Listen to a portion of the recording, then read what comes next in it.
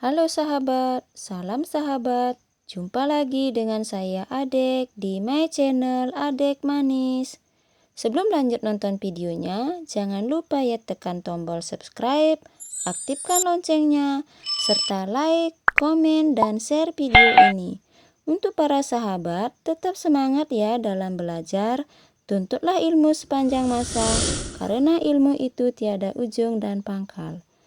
Oke, langsung saja yuk simak videonya. Check it out. Oke, langsung saja ya, materi kali ini tentang teori asam basa. Nah, apa itu asam dan apa itu basa?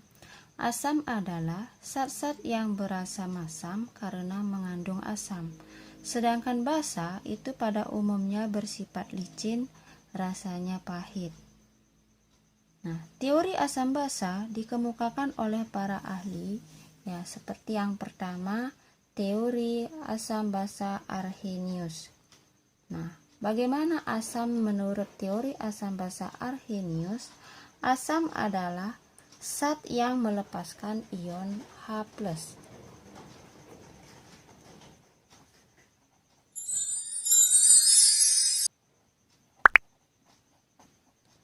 Sedangkan basa itu adalah zat yang melepas ion OH-. Nah, sebagai contoh, misalkan ada HCl. Reaksi ionisasinya adalah H+ ditambah Cl-. Jadi, kata kuncinya adalah ada melepas ion H+. Nah, jadi ini adalah contoh dari asam teori Arrhenius. Nah, kemudian selanjutnya ada H2SO4. Jadi reaksi ionisasinya H2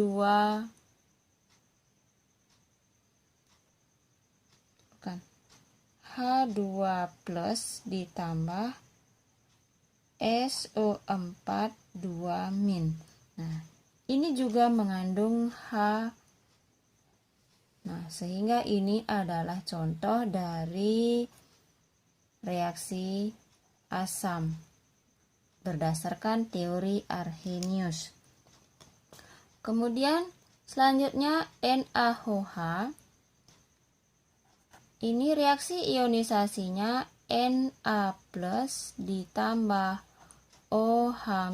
Nah, jadi ini mengandung OH-, sehingga ini adalah contoh dari basa Arrhenius. Selanjutnya CaOH 2 kali. Jadi reaksi ionisasinya Ca2+ ditambah 2OH-.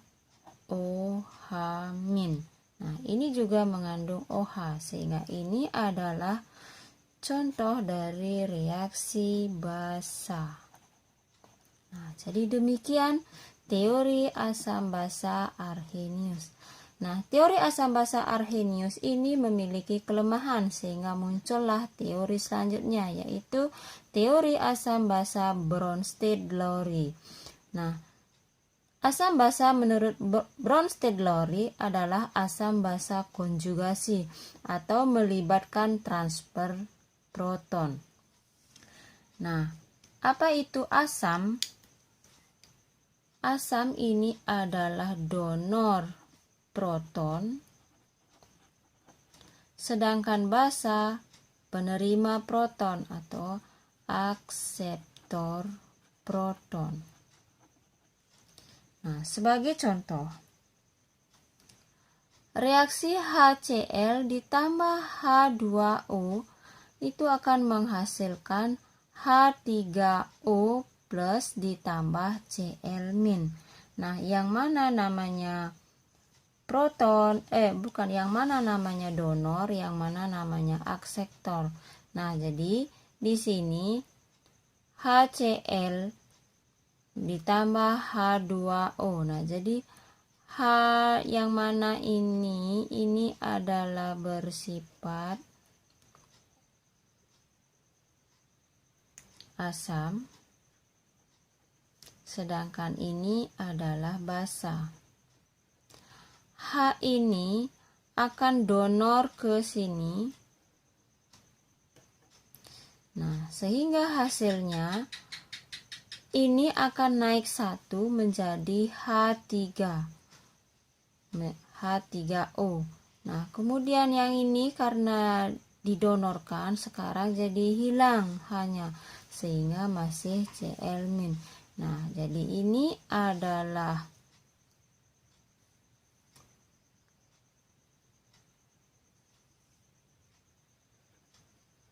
asam konjugasi, sedangkan ini adalah basa konjugasi. Jadi prosesnya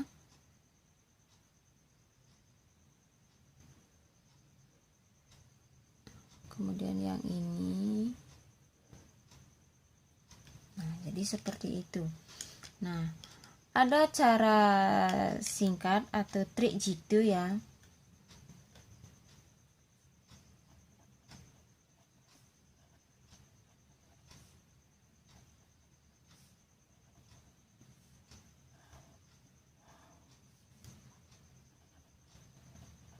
Asam itu adalah kaya H, sedangkan basa itu adalah miskin H.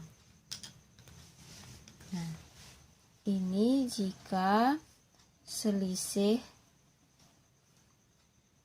1 atom H. Nah, ini adalah trik jitunya.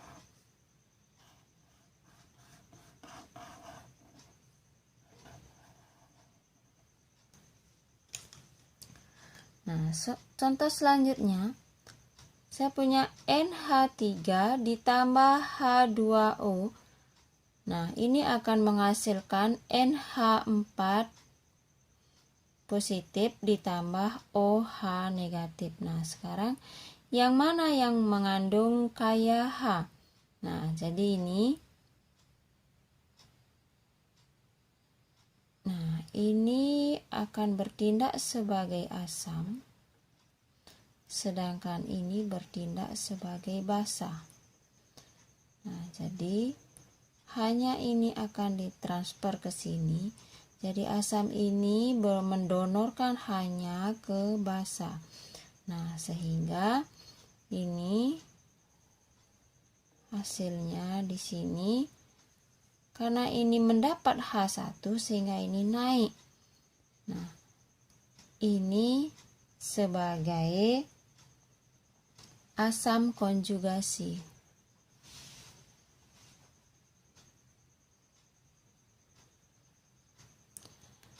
Sedangkan H2O didonorkan hanya 1 sehingga ini akan hilang. Sehingga masih OH-. Nah, ini bertindak sebagai basa konjugasi. Nah, misalnya saya punya contoh lain lagi. Misalnya saya punya H3PO4. Nah, jika ini bertindak sebagai asam, nah, kalau bertindak sebagai asam, basa konjugasinya itu akan turun hanya 1, sehingga menjadi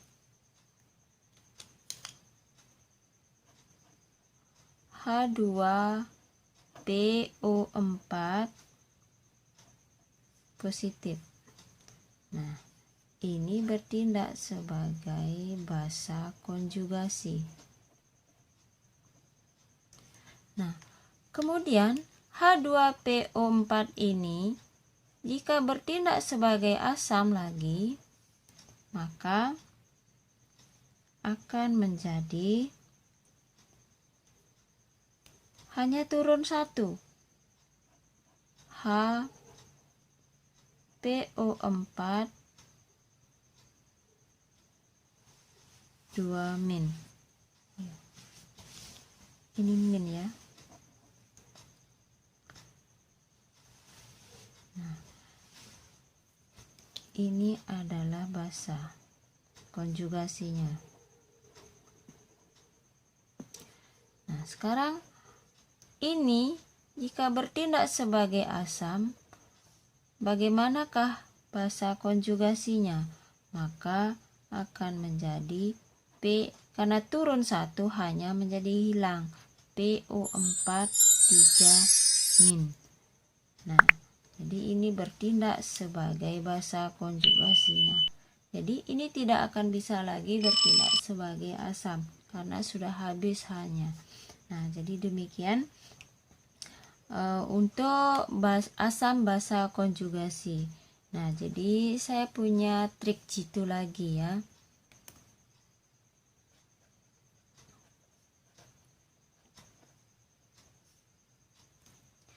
Misalnya saya punya NH3.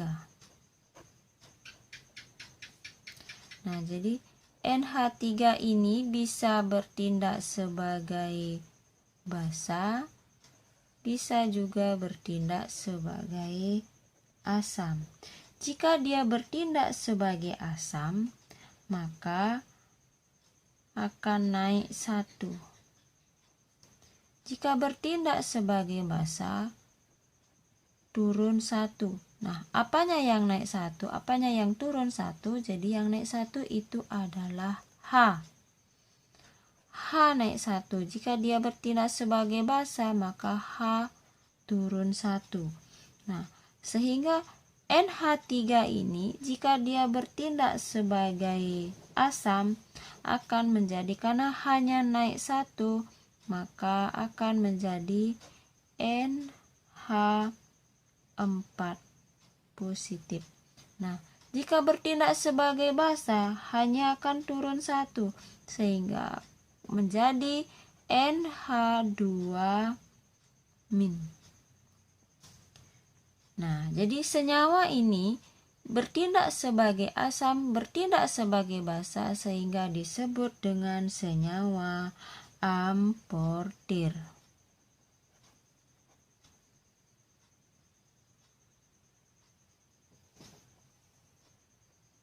Nah, jadi demikian tentang teori asam basa Bronsted-Lowry. Nah, kemudian asam basa Bronsted-Lowry juga mengalami kelemahan sehingga muncullah teori asam basa Lewis.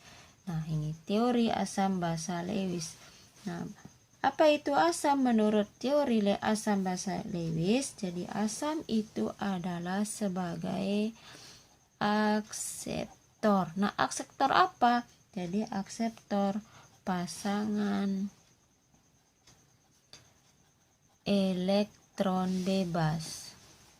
Sedangkan basa, nah basa ini kebalikannya, basa sebagai donor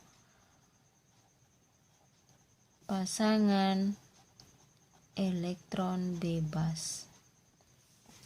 Nah, sebagai contoh, saya punya NH3 dan BF3. Nah, jadi NH3, N itu mempunyai elektron terluarnya atau kulit terluarnya itu 5. Nah, kemudian H-nya itu 1. Nah, ini akan tetap memasangkan 1-1. Kemudian BF3. B itu mempunyai elektron terluarnya itu 3, sedangkan F itu 7, sehingga ini tepat memasangkan 1-1. Nah, sehingga masih ada 2 elektron yang bebas. Nah, jadi ini NH3 memiliki 2 elektron yang tidak memiliki pasangan, sehingga NH3 ini adalah bersifat basa. Nah, jadi ini basa, sedangkan BF3 itu adalah asam. Nah, jadi demikian tentang teori asam basa menurut Arrhenius, Bronsted-Lowry, dan Lewis. Nah, sebagai contoh soal, Tentukan pasangan asam basa konjugasi berikut. HF ditambah NH3 menghasilkan NH4 positif ditambah F negatif. Nah, jadi ini yang mana akan kaya H, jadi itu akan bersifat asam. Sedangkan yang miskin H itu adalah basa. Nah, jadi ini adalah asam. Jadi ini akan mendonorkan hanya ke NH3. Sehingga NH3 menjadi NH4. Ini adalah basa. Sedangkan NH4 inilah ada asam konjugasi. Nah, sehingga F karena hanya didonorkan sehingga masih F-. Nah, ini adalah basa konjugasi. Nah, untuk soal yang kedua, HSO4- ditambah CO3 2- menghasilkan SO4 2- ditambah HCO3-. Nah, jadi yang mana kaya dengan H? Jadi yang kaya dengan H ini akan bertindak sebagai asam, maka ini akan mendonorkan hanya ke CO3 2-. Ini adalah basa.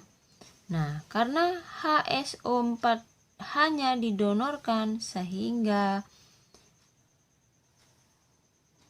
masih SO4 2-. Nah, jadi ini adalah basa konjugasi. Sedangkan CO3 2- karena mendapat H dari HSO4 sehingga ini menjadi HCO3-.